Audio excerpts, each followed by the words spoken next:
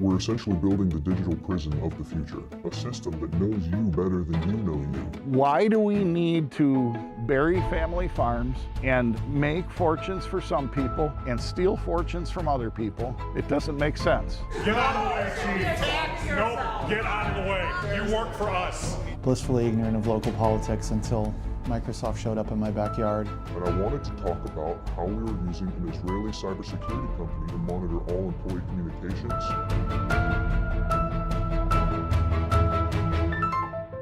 I think AI will probably, most likely, sort of lead to the end of the world.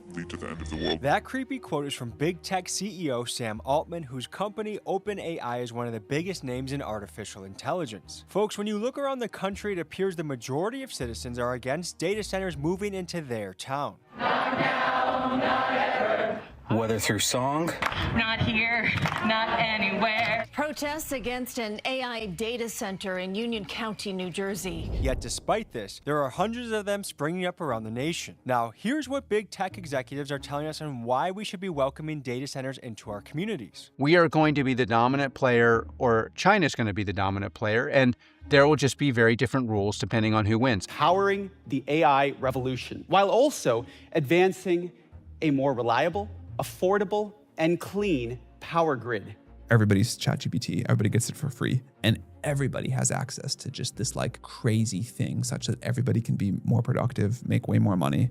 AI is the biggest technical thing ever in my lifetime. I mean, it is so profound. However, for many Americans, there is a growing suspicion that they will be the ones to foot the bill for this endeavor while big tech rakes in the reward and profits. And if this data center bet goes wrong, the downsides could be catastrophic. It could mean the destruction of our drinking water supply, the collapse of our already weakened electrical grids, massive price hikes on our monthly utility bills, and giving the government the power of extreme mass surveillance. And the list goes on. So with much on the line, I decided to travel across the country to understand this data center tsunami that is coming our way. So let's begin. But first, a quick word from the sponsor of today's episode. Folks, for this documentary, we've been on the road, a lot of road trips in Wisconsin and multiple states to all make this happen. And sometimes being on the road makes making documentaries difficult. Let me pull over and show you guys what I'm talking about. So if I'm just on the road and all I have is my laptop, when I'm working with really big files, like when we got these covert shots of this data center in Texas, using AnyDesk, because I can use my laptop as a portal to go into the work computer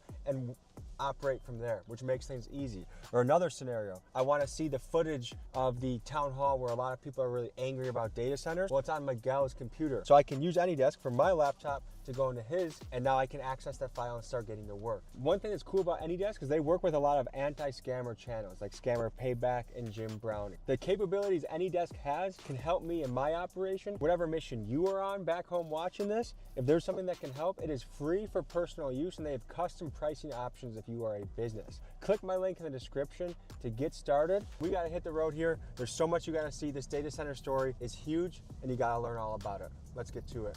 Right now, Microsoft is building a massive new AI data center right here in Wisconsin, a project that could soon impact all of us. We're pulling into a Wisconsin farmhouse that has been negatively impacted by this nearby data center. We're gonna get their story. And just remember, what's happening to this family could happen to you, could happen to your family members that live out in the country. I think rural people are being disproportionately affected by this crisis. Folks, a data center is a massive industrial warehouse filled with thousands of computer servers that store and process digital information. These facilities serve as the backbone of the internet, making everything from streaming video to now artificial intelligence possible. And to begin this episode, we visit farmers in Beaver Dam, Wisconsin, where almost a stone's throw away from their house, Meta began building a billion-dollar data center. And well, that's when the trouble began to start.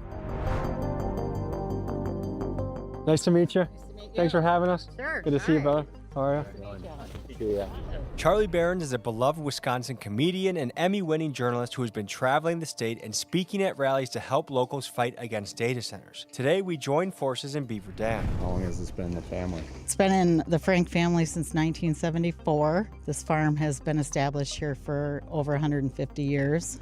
When did you notice something was amiss in this house? The main thing was probably right around the end of February. You know, we're turning on the faucets. The water is kind of discolored. It's not real great. Then we had nothing for water. We got someone out to take a look at the well, and then they declared it a dry well. You know, you're looking at either digging that well deeper or digging a whole new well, which could run you $20,000, $25,000 depending on how deep you need to go. Folks, let's look at the scale of data center water usage. A single large data center can consume up to 5 million gallons of water a day, which is equivalent to the daily water consumption of a town of 50,000 people. Also, roughly 2/3 of all new data centers being constructed are located in regions facing severe water shortages. In fact, some of our key country's water basins are at risk. The Colorado River, which 40 million people depend on, is being targeted by data centers despite the river already being in the midst of a 2-decade drought. The water levels of the Great Salt Lake in Utah are so low that residents are scared they will be facing dust storms. And in Wisconsin, where developers say they will funnel heated data center wastewater back into Lake Michigan, people are concerned that these elevated water temperatures may destroy the local ecosystems. So for many, these risks to our fresh water supplies don't seem to be worth it. Tell me in the comments what you think.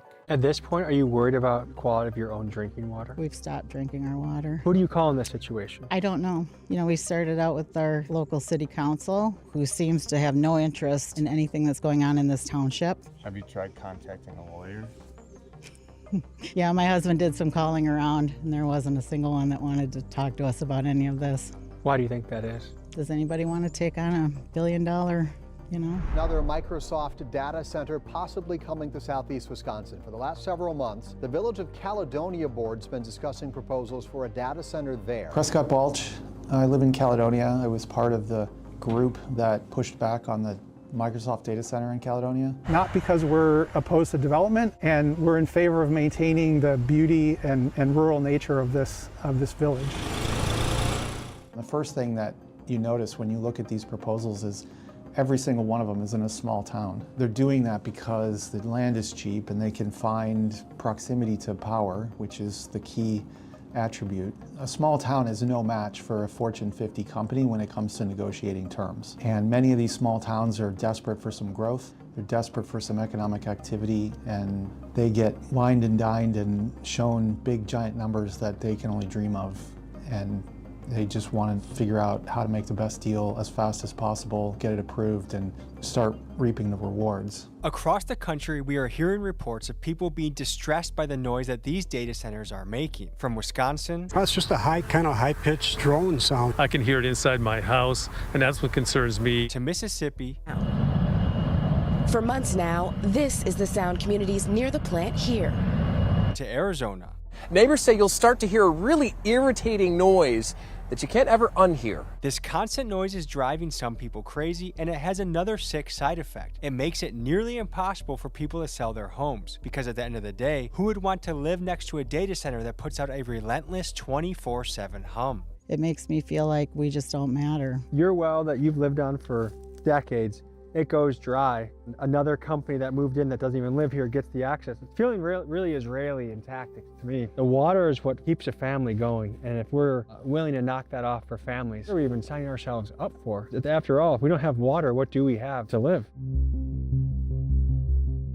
My name is Ben Green. I'm an assistant professor at the University of Michigan School of Information and the Ford School of Public Policy. So data centers use a lot of water, primarily for cooling. You know, developers will talk about things like closed loop systems. I think that does reduce the water use of the cooling. What I've seen is more than half of the water use of a data center is not directly in the cooling, but is in the generation of the electricity in a power plant that is then used to power the data center, provide the electricity for it. And as these spurt up around the country and more of them grow, what are the potential implications on our water supply of this? These data centers are just generally draining the water supply and could lead to issues where, you know, there's not enough water, and it's like, does the data center get water first? If there's a drought and people are being told to limit their water intake, not to water their lawns and so on, are data centers actually receiving that same limitation? Probably not. Wisconsin is the largest freshwater resources of any state in the country. And there's a reason data centers are popping up close to these resources is because they need massive amounts of water. And they can use like 3 to 5 million gallons of water a day. And companies will tout a closed loop cooling system.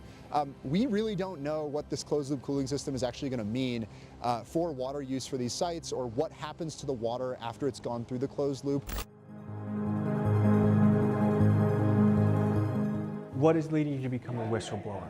Some practices that I don't agree with. I was approached by a whistleblower who has worked with the biggest data center companies in the world, including Meta and Amazon Web Services. Because he is still actively employed by one of these tech giants, he needed to remain completely anonymous, but what he said is chilling. We're building the security apparatus that spies on every American. We're essentially building the digital prison of the future.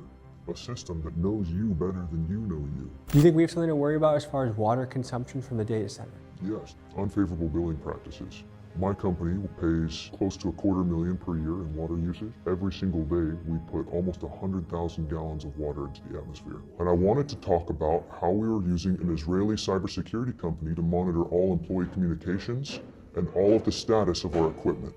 Do you know what company that was? The company's name is Check Point. This is Check Point co-founder Shlomo Kramer. He's an Israeli cybersecurity entrepreneur who served in the IDF's notorious Unit 8200, which is the equivalent of America's NSA and is Israel's most elite cyber warfare group. Here's what he said on national television about free speech in the United States. It's time to limit the First Amendment in order to protect it. This Tel Aviv-based company is used by every single one of the top 50 companies in the Fortune 500, and with Kramer's attitude on free speech, his direct ties back to Unit 8200, and Israel's stranglehold elsewhere in this country, I can't help but feel concerned when a company connected to a foreign spy agency is acting as the cybersecurity gatekeeper for almost every major corporation in America. I'm John Mazzarella. I own and operate Coastal Crypto. It's a data center mining operation facility. To get the other side of the coin, we sit down with John Mazzarella. He's the owner of Coastal Crypto, a company which repurposes old industrial sites into crypto mining data centers. Here's what he had to say. We tried to take a different approach to it. We saw that there was a lot of abandoned power, failing grid systems, buildings that were just vacant for years. Big issue right now with Google in my area is how much water they're going to consume. And they're saying it's proprietary information. I'm sure some of it's proprietary. I don't put that by them, but let's open up the doors a little bit. Why are we using so much water? Well, what kind of situations are we using with the water? Because there's water that gets recycled, there's water that gets captured, there's water that gets evaporated.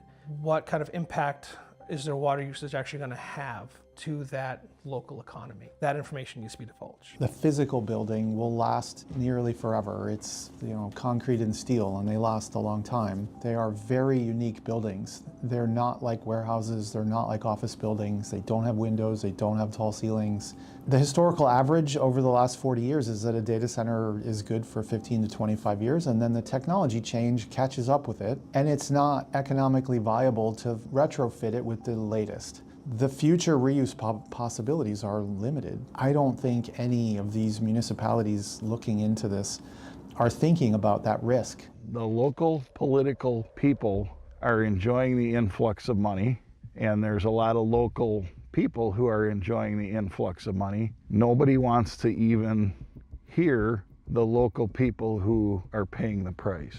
Let's wrap our heads around why, despite widespread citizen protests, local government officials continue to push through data centers. One big reason is the absolutely real boom of construction jobs, and the other is the pledge of massive tax revenue. Now, in places like Loudoun County, Virginia, estimates project that over $1 billion in taxes is coming to the county budget by taxing the servers inside the data centers. But for most other towns, this gets a little murky. You see, developers use a loophole called a TIF, which is a tax incentive that essentially takes the new promised property taxes and recycles them right back to pay for the data center's own infrastructure. So on paper, the town looks like it's getting rich, but in reality, it's not the citizens who benefit, it's just another tax break for big tech. I just want that money so badly. I want that revenue. I want to be able to get the new construction on my books so that I have a higher valuation so that I can raise taxes for the village and not raise taxes on each individual, because I've got this big taxpayer providing a big slug of new money. But like all things too good to be true, because of those risks, they're outsized risks. Most of the stories I see about data centers are about citizens losing the fight. But then I got wind of news out of Tucson, Arizona, where the citizens organized, fought back, and won. This is local leader Jennifer, and she tells us how. My name is Jennifer Allen. I am the District 3 Supervisor and Vice Chair of the Pima County Board of Supervisors. We had been told on the Board of Supervisors that there was a project kind of being cooked up called Project Blue. We were not given much information at all, not until right up before the vote that we took to approve it. We were told that we couldn't get much more information because of a non-disclosure agreement, but we were also told that we couldn't talk about it because of a non-disclosure agreement. Another concerning aspect of data centers is the standard practice of imposing NDAs that prevent locals from knowing key details that impact their own city. For example, in the town of The Dalles in Oregon, Google built massive data centers there, and the local government, bound by an NDA, refused to tell the public how much water Google was using. After a prolonged legal battle and a lawsuit led by the town's local newspaper, The Oregonian, the city was forced to release these records, and it turns out that these data centers were using over a quarter of the city's water supply. And folks, it's stories like this that increase people's paranoia around data centers when on one hand, big tech tells us that there's nothing to worry about, but on the other hand, they silence local officials and keep the usage around town resources secret from the very people that live there. We sat in near silence and in the dark until Beal, the developer of Project Blue, gave a more comprehensive-ish presentation to the board. When it was first proposed, was going to be a water-cooled system, meaning they were just going to keep pumping water, tens of thousands of gallons of water every day. We're a desert. We live in a beautiful desert, a lush desert, but it is a desert no less, with increasingly extreme heat, with longer periods of drought. We simply cannot sustain water-hungry industries like data centers. Our water situation here is vastly different than it used to be. Our property values are probably actively tanking as we stand here and talk. But you look around here, there's no standing water anywhere. You drive to Fond du Lac and look in the fields on your way back towards Green Bay. There's water everywhere. Does it feel like a hostile takeover of your own land and water? It feels like a hostile takeover of my township. Why do we need to bury family farms and make fortunes for some people and steal fortunes from other people so cats can wear hats? It doesn't make sense. So while farmers in Beaver Dam are worried about their wells running dry due to Meta's data center, 90 miles away in Mount Pleasant, Wisconsin, Microsoft has moved in. And Prescott explains how locals are worried about a massive tax increase coming their way. Mount Pleasant puts $1 billion of new valuation on their books, which equals 17% increase in their total valuation. That meant they could raise their taxes 17%. Well, they chose to only raise it 8% and then hid that increase behind some other line item reductions to sort of hide it from the community members. The developer of the data center does not start contributing to that general fund until that tax increment district is closed out. Microsoft, in the case of Mount Pleasant, is not paying a dime towards that 8% increase. That is coming on the backs of every person in Mount Pleasant. If we don't start standing up for what is right, this is going to continue forever until it's too late. They're operating as a business. They have a lot of negotiating power when they're choosing these sites, and they get tax exemptions when they do so. They're not playing by the rules that you and I have to play by. That's what the water looks like.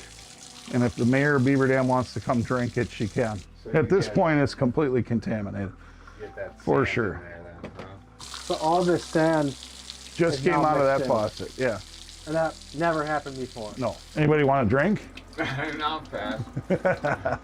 What you see here is sand and sediment in Scott's water. And if you've seen AOC's viral clip talking about Georgia drinking water, you've seen this before. This is what the drinking water now looks like next to that data center. And I think both of us can agree that neither one of these things are drinkable. For people near data centers, this can happen, and it's for two main reasons. First is the heavy construction shaking up the local water table, and second is because of the vacuum-like pressure that comes when a data center is sucking millions of gallons of the town's water supply. Now, sand is obviously bad, but for those even more unlucky, they're worried about losing their water supply altogether.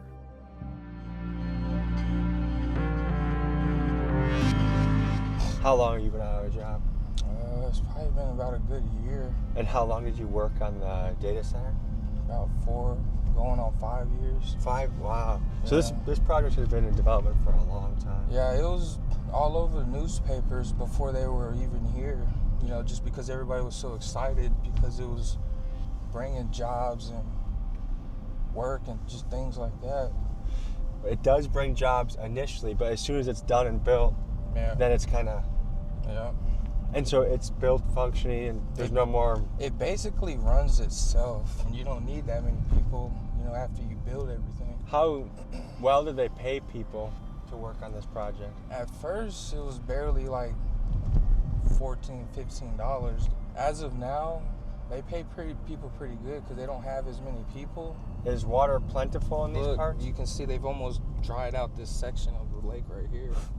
Folks, behind me right now is the body of water that cools these data centers. And if you look over here, this is a lake that 5 years ago was full and now it is dried up. And I think it's fair to ask ourselves and be afraid, are these water sources going to be dried up in 5 years, 10 years? And what are the implications on our everyday life when that happens? Will we be regulated to showering on Tuesdays, Thursdays, Saturdays while these data companies get full usage of our water? Will this clean water turn into toxic water? Will it creep through into our aquifers and water tables? And at what cost to the average person will these operations have? And the problem is that when you try and dig into these matters, oftentimes these are classified things protected by NDAs because it's company secret, company information. And we as the people, I think, have a right to know what direction this is headed, especially if it's our water supply, and one of the most basic things that we need to live. Folks, it may sound like I'm being overly dramatic, but you have to know what is happening behind closed doors. Across the country, data centers are making extremely lopsided, secretive deals with local governments that border on predatory. In many of these arrangements, data centers lock in massive water and power contracts that are shielded from the public eye. And because they get special wholesale rates, mega corporations often pay less for water and power than you do in your own town. Some states, like Wisconsin, are fighting back and requiring data centers to cover their costs, but in most cases, citizens pay the price, like in Virginia, where electricity prices have increased by over 267% in the last 5 years. Does the town feel like this is a benefit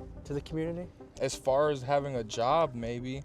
How do you feel about all this? I kind of got a sore spot in my throat for it because of what I went through, but then when I was, you know, making money with them, you know, it was a good thing.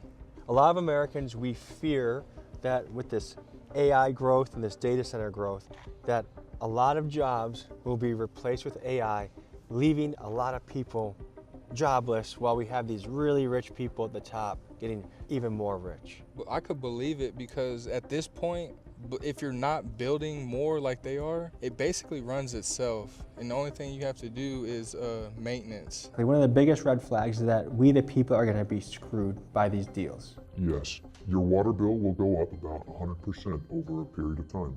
I'm not sure. 3 years, 5 years? Probably about 5 years. But the data center will pay the same amount every year for their water usage and power usage because they're viewed as essential. These are the richest people in the world. I mean, we're talking about Larry Ellison in Port Washington, who's the second richest man on earth. How did these folks end up getting reserve spots if they're not media? That's the scene there. Hundreds of trucks moving tons of dirt. It's the sound Port Washington residents have been listening to 24/7. Work being done day and night. We own this building. We're the taxpayers. Hey, you work for us. Get it? What you are seeing is concerned citizens trying to attend their city council meeting about data centers, but being told there's not enough room. So instead, they are pushed off into a separate area with no face-to-face contact with the city decision makers. Is it full in there? It's full in there, yes.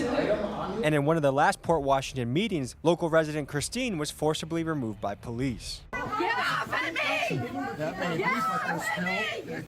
A Port Washington City Council meeting turned into a shouting match, ending with 3 people arrested on Tuesday. All of it because of a recently approved data center. Get out of the way, Chief. Nope, get out of the way. We cannot speak for all of you, but we will try and speak for you. Thank you. This is outrageous. Yeah, thank you. That's all we got. At this point, the question is not whether opposition exists. It clearly does. The question is whether this council is willing to acknowledge risk, accept responsibility, and change course when warranted.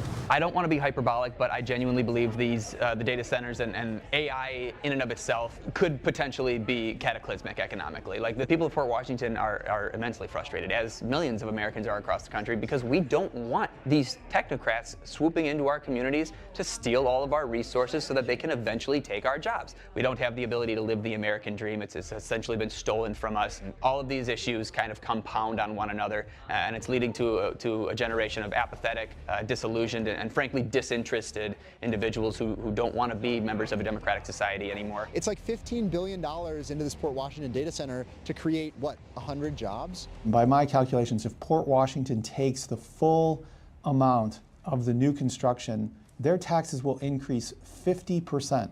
The city taxes will increase 50% over the course of the next probably seven or 8 years. I think you should tell people that. Like, tell people that's your plan, and then see how excited they are about it. Amanda Mueller lives a half mile from the site. Right now it's very bright. We call it the land of the midnight sun. You can't see the stars anymore. City officials say working overnight means the build-out will be done and the city will see tax benefits sooner. But this group isn't holding their breath. Hundreds of people just started showing up and expressing lots of concerns about the use of water and energy and the costs. And that momentum just kept growing and growing, and they were successful in getting the city of Tucson to back out and to agree not to annex the property, which meant that Beale was stuck with our 290 acres, and all this plan that they had cooked up just fell flat. Knowing what we know now, I wish we'd had all of those things in place before, so that we would have had greater opportunity to stop the project, a lot more information, a lot more transparency, and just tools for community to be involved and draw the line. Initially, when we interviewed Jennifer out in Tucson, it was a victory story. The people had shut down and the city council had shut down a data center coming to town. But I just saw an update that the Arizona Corporation Commission is trying to push it through despite the will of the people. And so it's not looking like a victory for the people, it's looking like a victory for big tech. We'll see how the story continues. What are the revenue streams from a data center? They are humongous. So, for example, if I plug in one server to another, that is $300 per month from that just one fiber connection. Now, there are millions of fiber connections inside of every single data center. The numbers are so large that you can't even comprehend how much money it is. Right now, all over the country, big tech is offering individual farmers tens of millions of dollars for their land and spending billions on construction. And you might be wondering, how will they be making all this money back? Because yes, they make subscription money by charging people $20 a month for ChatGPT, or they sell massive corporations AI software packages, and this does bring in a good chunk of change. But in reality, this money does not make a dent in what they are currently spending. Essentially, these tech companies are making a giant gamble to become the AI superpower of the future, which to them is a trillions of dollars winner-takes-all race. And if this bet does not pay off, the crash of this AI bubble will be felt globally. In fact, some experts warn that a collapse would wipe out as much of $33 trillion in market value, and this would plunge the stock market by as much as 40 to 60%. Yikes. What do you see as the biggest misconceptions that a lot of people who are up in arms have about these data centers? Again, it's educating on these smaller details. Internet. I'm not tapping into the town's, fiber line. I'm bringing in my own. I'm not pulling residual power from the town. I'm, increasing the consumption of power for the town, or I'm increasing the grid structure. So I'm not stealing anything. I'm not taking away from somebody that could use it. I'm trying to bring more infrastructure and stability to a grid system or a network system or a community that needs jobs. What comes to your mind when you see all this? I mean, a big metaphor, a huge metaphor, a giant hulking carcass of a metaphor of industry that used to be built by American workers, by men using their hands with skills, trades, and obviously this was built by workers, but now, we're talking to one of them that kind of got discarded. There's a bunch of reporting on how they promised 300 jobs and actually wound up hiring 14. These billion-dollar facilities only employ 100 people, some of them security staff, some of them janitorial staff, but they will claim that they bring 1,000 jobs or more to the area per building. But that's not the case. They use contractors that travel from outside the locality, and all of these jobs are not permanent jobs. Their main workforce is the minor maintenance, what I was saying. Once the computers go down, they bring them in racks, and they just refurbish them. And how long until it's robots maintaining them? How long until it's like a Tesla bot just walking around, just changing racks, checking switches? And you probably could automate that like a car, like an assembly line. If this giant carcass of a building isn't the perfect metaphor for what's happening all around America with these data centers, I don't know what is. Kaiser, you've been looking into this extensively for the last 3 or 4 years. Tell me about that. So it used to be warehouses, kind of. It started with development in Bensenville, Illinois. Kaiser runs a YouTube channel called Stringer Media, and he's been spending the last few years going around the country covering communities that have been taken over by data centers. Today, we see what Microsoft has done in Mount Pleasant, Wisconsin. Essentially, a warehouse developer bought all of these people's homes. Perfectly nice houses. One day they're there, next they're gone. You go from a functioning community to an industrial wasteland. Yeah, everybody's just gone. So I could take you to a street that's been bought out. To me, what I think of when I look at a place like this is, look, a nice little yard. Kids could play in the prairie. There was a bird feeder. There was a family here that had a great time, but we're in a time where a lot of people are economically pinched, and if you come to someone's doorstep and offer them way over market, a lot of people are in a position where they kind of have to take it, or they feel like that's their ticket to a future in America. And like, I think if we were in more prosperous times, or the middle class was stronger, the data centers wouldn't have as much luck as they are emptying out these neighborhoods as they are right now. Yeah, I've heard that a lot. Most of these houses were older people. It's a lot of money. You know, they probably had these houses before even the highway was here. These warehouses and data centers might be abandoned along the line. Maybe they're obsolete. Actually, a pretty likely option is that we're going to be left with these giant shelves of buildings that in most of these agreements the companies are not responsible for taking care of, and it's going to be the people that have to deal with them, and they're not easy spaces to convert into human spaces again. It's one of those gold rushes, you know? Everyone's trying to hop on the money, just do as much as they can, and eventually maybe it'll die down or something like that. And then what are you left with? Just destroyed nature and empty buildings. Some people might say, if you're against data centers, you're against progress, and that's anti-American. I mean, there's a strong current of that, but I disagree. I think it's very American to want to say, you know, we don't want to just have monopolistic overlords. We care about our communities. We want to have local community voice is very important, very American. AI is being dominated and developed by a handful of companies that do not care about the public interest. And so the types of AI that they're going to develop are not going to be utopian things. They're going to, you know, develop tools that are not very helpful, that put workers out of jobs, kind of poisoning kids' brains, stopping people from learning. Some people might call that innovation, but to me, that's just bad. Look, the average American should be locked into to what AI and what data centers are going to do in their lives. I think 30 million jobs in the coming years that we're going to see lost from AI. Keep an eye on your community zoning. What I'll say is there are little signs or signals that will pop up when data centers are about to move in. Follow Elon Musk at all. He's all about data centers going to space.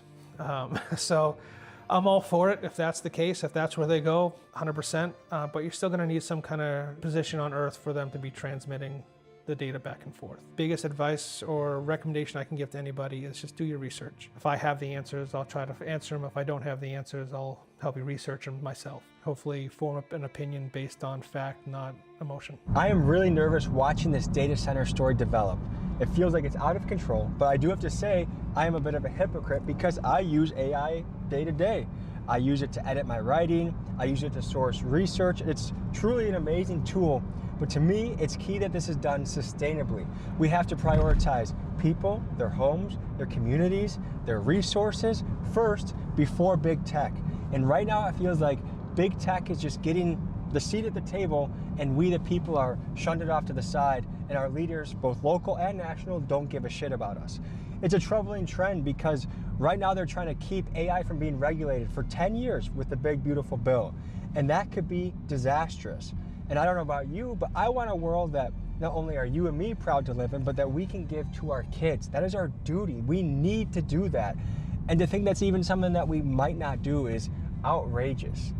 So I look at history, I look at presidents like Teddy Roosevelt that made the national parks, that loved nature and went after big business when it was necessary.